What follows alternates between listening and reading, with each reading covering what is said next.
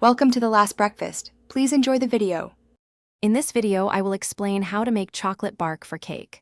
First, select a good quality chocolate, about 12 ounces, and any toppings you love, like nuts or dried fruit. Line a baking sheet with parchment paper, ensuring it covers the entire surface. Then, chop your chocolate into small, consistent pieces.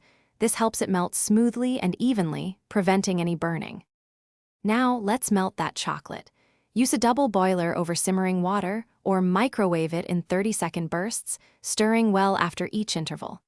This gentle heat prevents scorching and ensures a silky, smooth texture.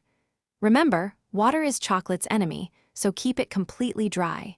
Aim for a temperature around 90 degrees Fahrenheit for optimal tempering. Once your chocolate is perfectly melted, pour it onto the parchment-lined baking sheet.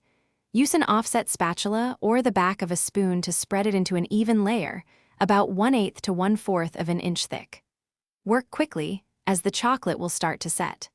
Now, generously sprinkle your favorite toppings, like toasted nuts or colorful sprinkles, over the warm chocolate. After decorating, let your chocolate bark set.